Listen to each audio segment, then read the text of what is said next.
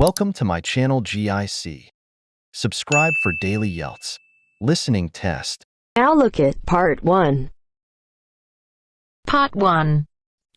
You will hear two people discussing an extramural course.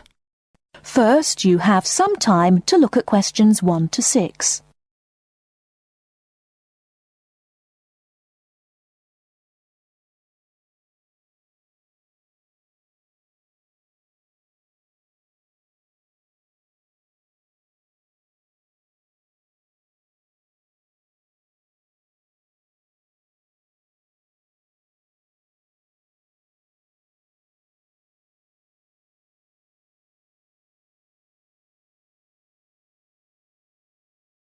Now, here is the conversation. Now listen carefully and answer questions 1 to 6. Hi, Jenny. What are you doing down here? Oh, hello, Steve. Well, I'm trying to fill in this form, but I'm having a bit of a struggle as I sprained my wrist playing tennis yesterday. Don't worry, I'll do it for you. Let's have your pen. Right, fire away. Let's see. I want to do the drama and theatre studies. I'd like to get the certificate. The course number is 60201. No, sorry, 202. It seems to be on Thursday at 7:30. Yes, well, we don't have to put all that down. Now, I suppose we can call you Miss? Don't be funny, and spell my name right. Well, if you'll have a name like Jenny McPherson, let's see, it's M-A-C. No, big M, small c, no A. Right, M-C-P-H-E-R-S-O-N. Yes, okay, and don't forget it's a capital P, McPherson. Now, what's your address? Well, I've just moved, so it's 6 Westway Avenue, Longford. Hang on, don't go so fast. 6 Westway Avenue where? Longford. What's next? Your phone number, daytime and evening. Well, I've only got one, as we can't have calls at school in the daytime, so put down the evening one. 605-4829. 4829, OK. And you're a teacher. How old are you? 29? Wish I were. No, 32. Before you hear the rest of the conversation, you have some time to look at questions 7 to 10.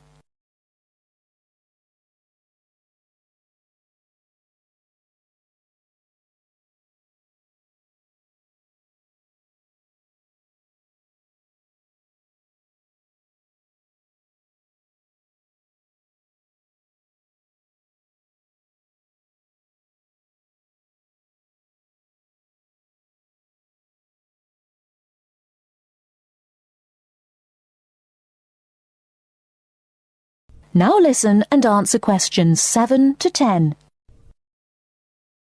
Do they want my date of birth? No, don't seem to. Just age. How about educational qualifications? Well, I've got a degree in English literature and a diploma in media studies. Media studies, right. Now, have you ever done any of these extramural courses before? No, don't think so. Although I did do something on psychodrama once. But no, it wasn't extramural, was it? That seems to be it, except for the fee. Yes, well, that's the same for all the central courses. I think £25.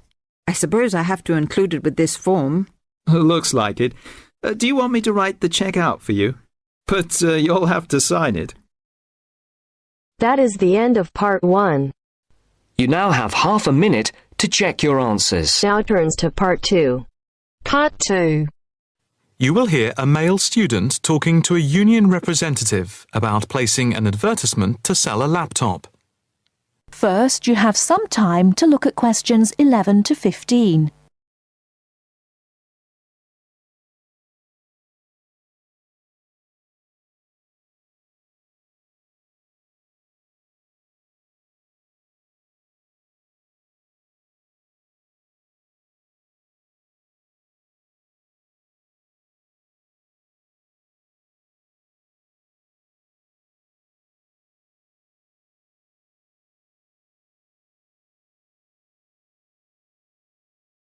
Now, listen carefully and answer questions 11 to 15.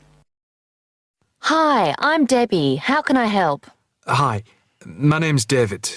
I'm just looking to place an advertisement on the main union notice board to sell a laptop and a few accessories if that's possible. Sure, that's not a problem. I take it you are a member of the Students' Union? Yes, I am. Right then. I'll just get a form up. And as there is no one around and it looks as if it's going to be quiet for a while, I'll just type the details straight into the computer for you. Thanks very much. No problem. Shall we just title it Laptop for Sale? Yeah, okay. Can you describe it generally? Well, it's in very good condition. In fact, it's hardly been used. Why are you selling it, if I may ask? Well, I've got another one which is much lighter, and I don't really need two. I see. What weight is the one you're selling? It's 3.5 kilograms. That is heavy these days. Can you give more details about the one you want to sell? Right. Well, it's an Allegro, and it's got all the latest programs. Okay. What about the memory? The memory is only 0.5 gigabytes. And what about the screen size and the other features? Oh, well, the screen is, well, let's see, it's 37.5 centimetres with a standard size keyboard and a touchpad. But I've got a cordless mouse that I can put in with it if necessary. Well, some people don't like using a touchpad. What about ports or holes for attaching things to the laptop? It's got 2 ports. More modern laptops have more than 2 ports for all the extra attachments. They do. Let's see, what else is important? The battery lasts for 2.5 hours, which is okay, but not enough for long train journeys. But one thing is that it's not wireless. Right, okay, not wireless. Before you hear the rest of the talk, you have some time to look at questions 16 to 20.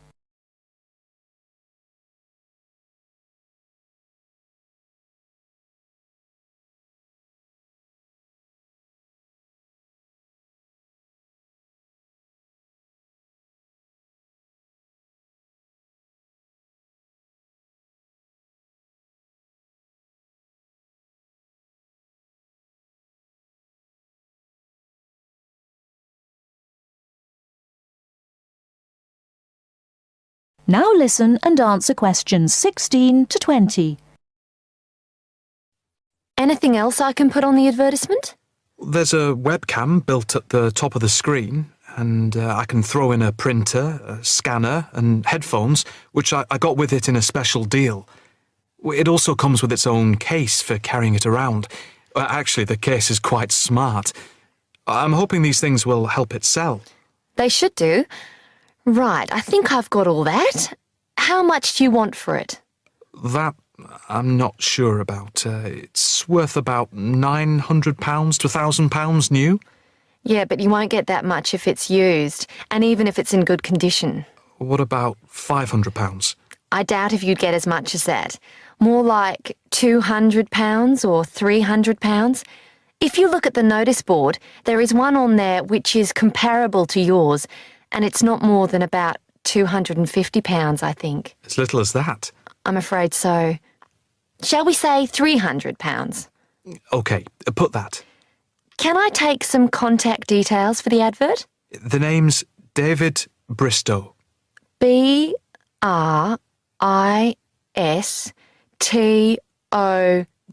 Yes, that's it. And a mobile or email? Both, if you want. It's DIB_7791 @hotmail.com. OK, and the mobile? That's 09875 423387. That's it. If you send the picture, I'll add it and print it out and stick it up for you. OK, I can get that to you today. Right, I'll type in here, advert placed the 22nd of October. Fine. And good luck with the sale. Thanks. That is the end of part 2. You now have half a minute to check your answers. Now turns to part 3. Part 3. You'll hear a lecturer talking to a group of science students. First, you have some time to look at questions 21 to 24.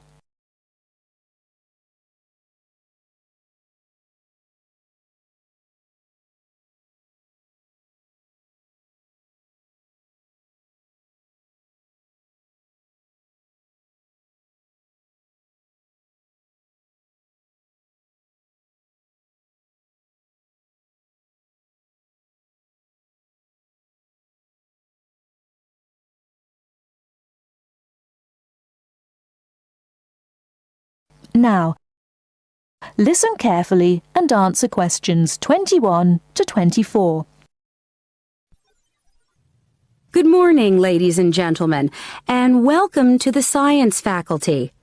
As you may know, my field of study is neurobiology, so you may be wondering what I have to say to those of you who are studying physics or chemistry or geology, even those of you who intend to become doctors.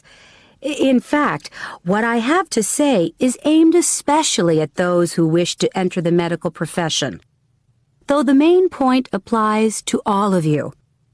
And what is my main point? Basically, it is that you shouldn't get stuck in too narrow a specialization. What I mean is, too often doctors and scientists become experts on one small aspect of their subject and neglect the rest.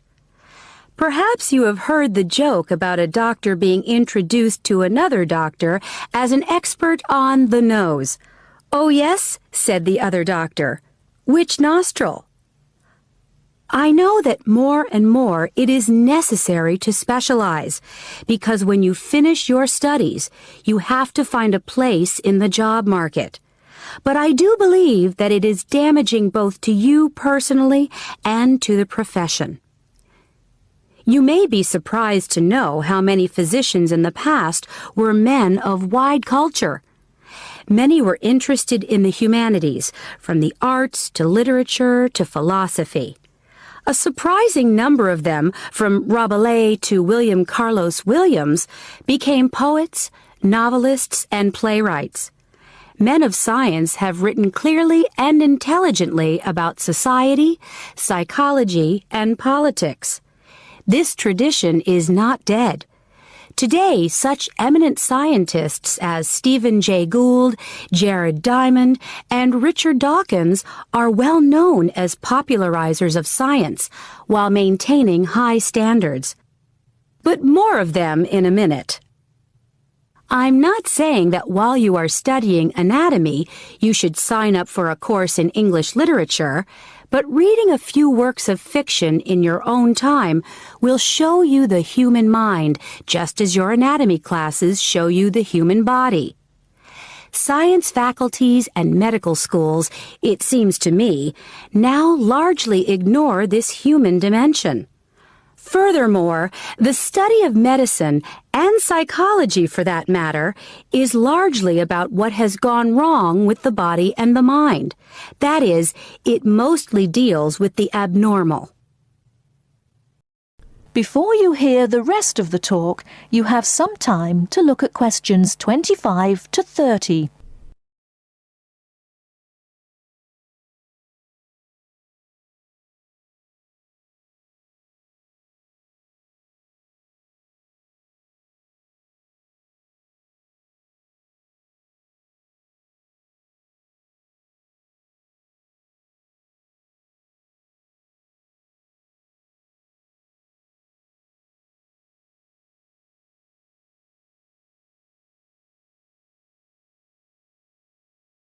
Now listen and answer questions 25 to 30. So, to try and correct this situation, if only in a small way, I have come up with some extra reading for you to do. Don't worry. I wouldn't have chosen them if I didn't think they were enjoyable as well as interesting. The first on my list I'm sure you've all heard of, even if you haven't read it. It's Bill Bryson's A Short History of Nearly Everything. Now, don't turn your noses up at it just because it's now officially a school book and is written to entertain as well as inform. In fact, I've found it a very good bedside book. Next come a couple of the writers I mentioned earlier.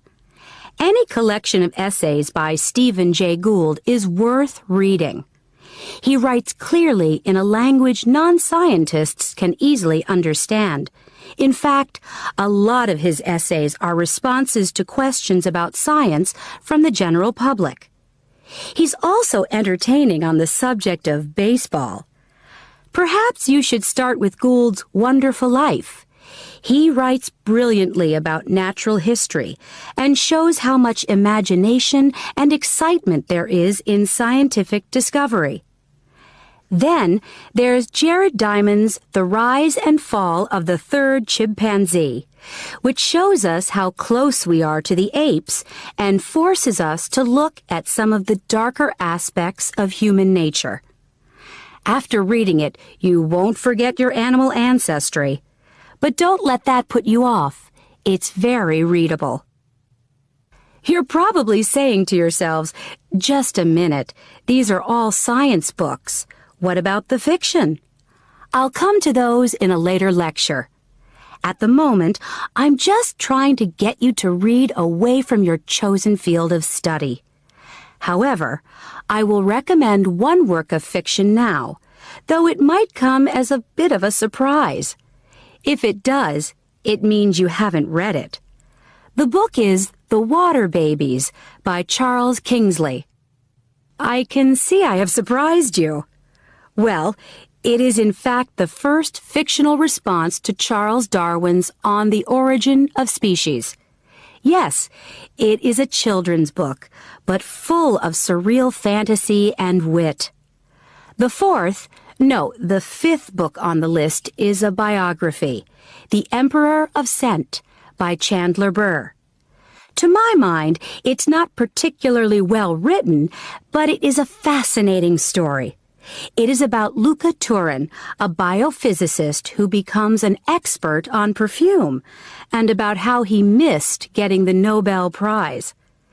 If any of you are thinking of a career in scientific research, this book might make you think again. It's a very tough dog-eat-dog business, which brings us to the book that inspired Kingsley's Water Babies, that classic of the genre, Charles Darwin's On the Origin of Species. If you haven't read it already, perhaps you shouldn't be here. If you have, it won't hurt to read it again. Or if you prefer, read his The Voyage of the Beagle, which, as well as being of interest to any natural historian or anyone interested in scientific method, also makes a great travel book. Well, I think that's enough to be going on with, and I can see that it's time to finish up. So please bear in mind, throughout whatever course you are studying, not to neglect other aspects of your wider, non-academic education. Thank you. That is the end of part 3. You now have half a minute to check your answers. Turns to part 4. Part 4. You are going to hear a lecture about the geographic information about Australia. You now have some time to read questions 31 to 40.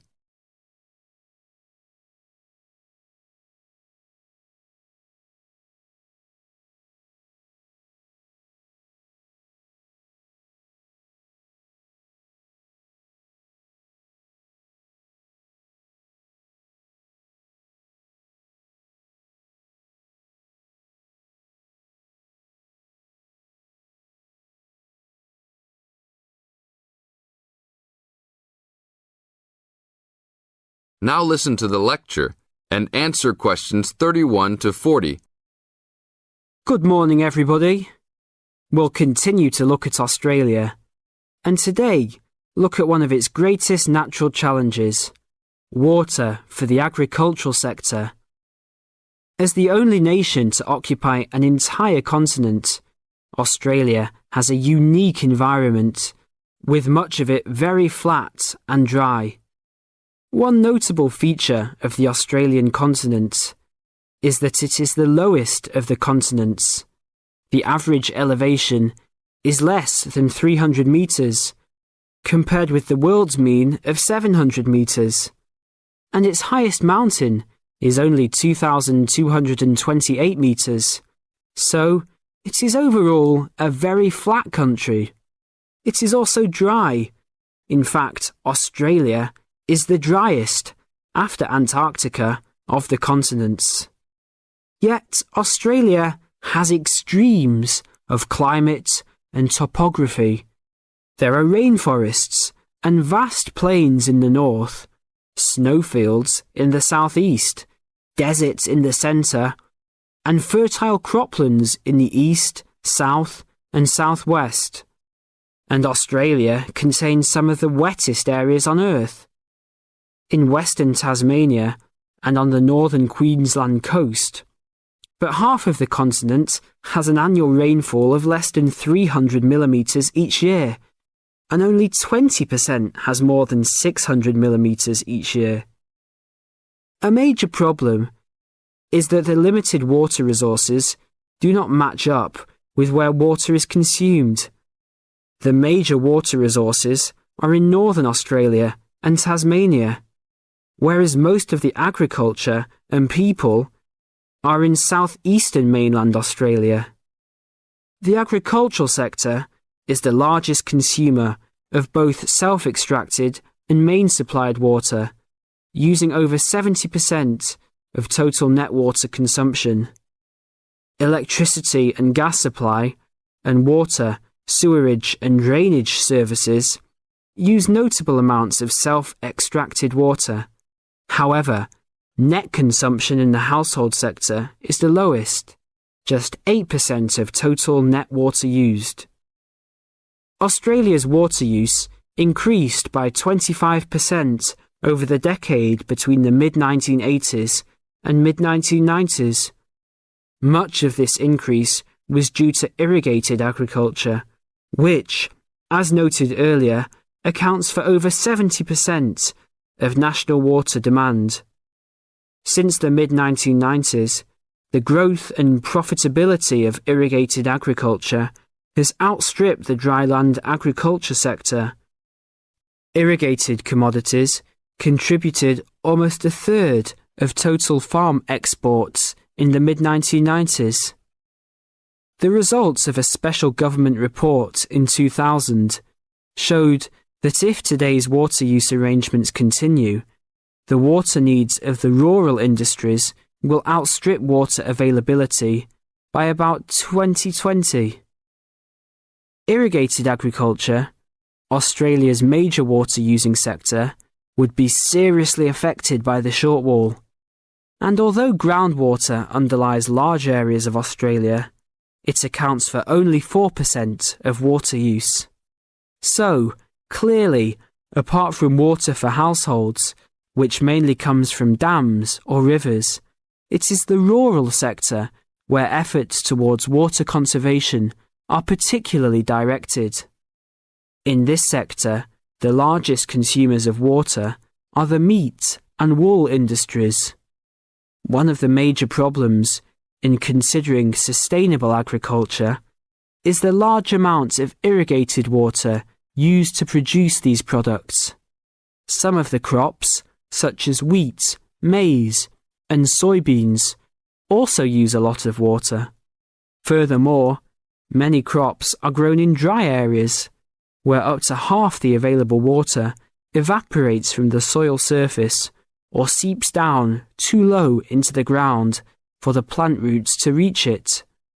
Well, that's all we have time for this morning. You will be able to do further study on this topic in the library, and I have a handout here with references for those who want to come out to the front to collect it. Next week, we'll look at outback farming and... That is the end of part 4. You now have half a minute to check your answers.